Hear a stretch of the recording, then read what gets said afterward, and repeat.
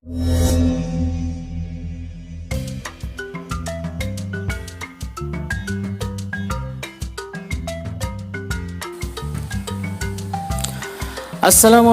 warahmatullahi wabarakatuh. Perkenalkan, saya Ustadz Anwar, guru seni budaya yang kece badai mempesona insyaallah. Hehe.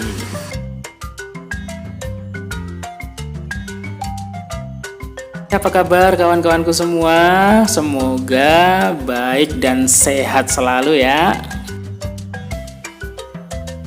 Oke, kita menuju ke kelas ya, ke kelas kita yang sudah lama sekali tidak dikunjungi oleh teman-teman. Ini ya, kelasnya masih kosong ya.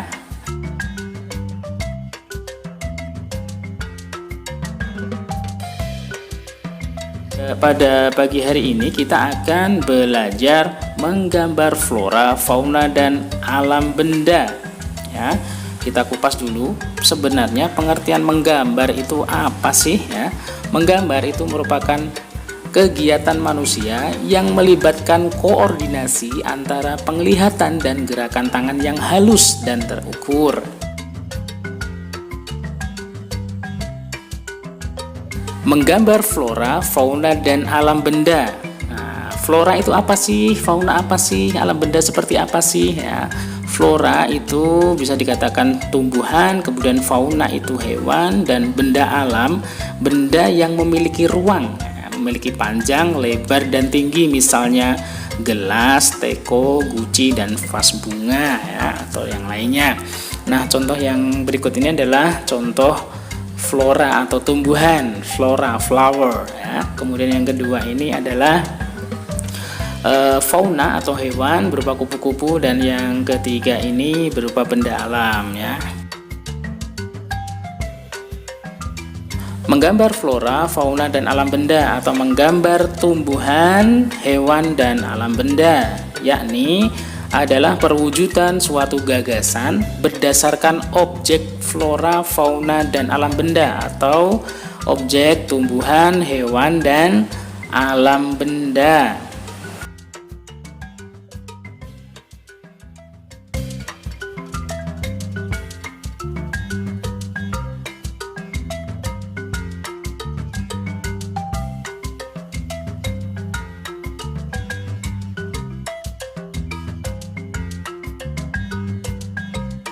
Kemudian konsep menggambar flora, fauna, dan alam benda. Yang pertama, harus mengetahui dulu bentuk dari objek gambarnya yang mau dicontoh seperti apa. Yang kedua, mengetahui bagian-bagian dari objek gambar. Yang ketiga, menggabungkan dari bagian-bagian itu menjadi satu kesatuan utuh. Nah, kemudian apa saja bentuk-bentuk dari objek gambar itu ya? Ada yang tahu nggak? Ya, yang pertama adalah objek geometris, kemudian yang kedua ada objek gambar non geometris. Ya, kayak matematika itu ya, geometris apa ya? Nah, geometris itu misalnya kubus, silinder, piramida, bola, dan lain sebagainya.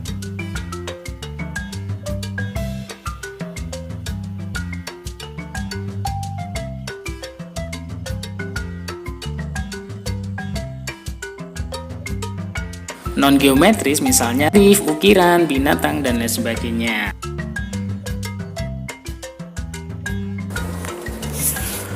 Bahan atau bidang menggambar yang pertama kertas, karton, kanvas atau sejenisnya dengan satu warna dasar atau polos.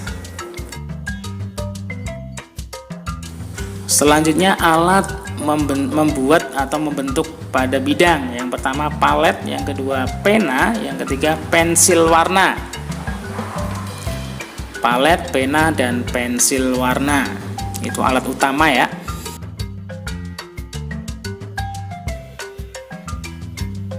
Sekarang teknik menggambar seperti apa ya tekniknya?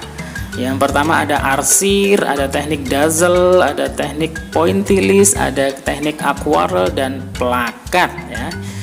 Apa itu teknik arsir?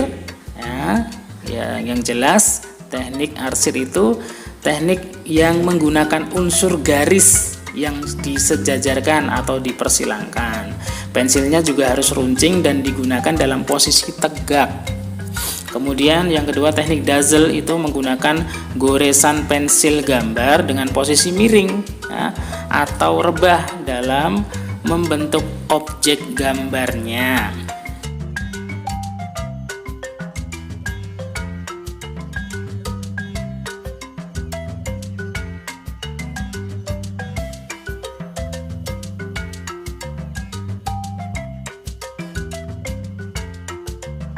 Selanjutnya teknik pointillis. Poin itu adalah titik ya, sehingga teknik pointillis ini menggunakan unsur titik atau poin sebagai pembentuk objek gambar. Teknik ini memerlukan waktu yang sangat lama sehingga dibutuhkan kesabaran yang tinggi, namun hasilnya insya Allah memuaskan dan sangat luar biasa ya. Yang keempat, teknik aquarel itu menggunakan cat air atau tinta gambar.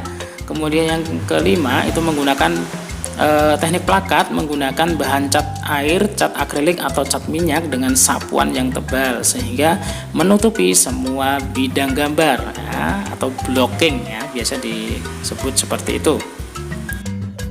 Nah, selanjutnya unsur-unsur menggambar apa saja ya. Unsur menggambar itu ada titik, garis, bentuk, bidang, warna, tekstur, kemudian gelap dan terang.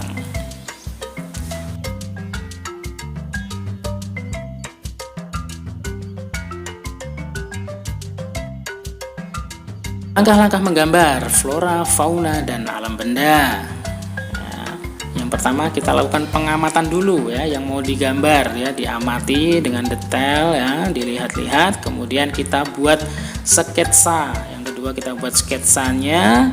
Kemudian setelah kita buat sketsa, kita tentukan efek gelap terangnya ya. Misalkan cahayanya dari satu titik tertentu ya, berarti nanti ada kondisi gelap dan terang. Kemudian yang selanjutnya tahap pewarnaan, dan yang terakhir itu adalah penyelesaian akhir, itu adalah finishingnya ya, tinggal merapikan saja. Contohnya itu ya, langkah-langkahnya di bawah itu ya. Ada sketsa terlebih dahulu, sebelumnya juga mengamati dulu itu gambar panda ya, kemudian dibuat sketsa. Kemudian pencahayaan ya, itu cahayanya dari mana, dari depan, samping kanan, samping kiri, atau belakang.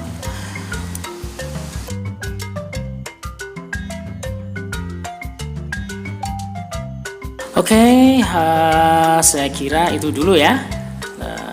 Semoga bisa bermanfaat untuk semuanya, dan ketika nanti ada yang kurang jelas bisa ditanyakan langsung kepada Ustadz Anwar ya. Sekian semuanya, dadah, bye-bye, assalamualaikum warahmatullahi wabarakatuh. Salam sehat, ceria, semangat.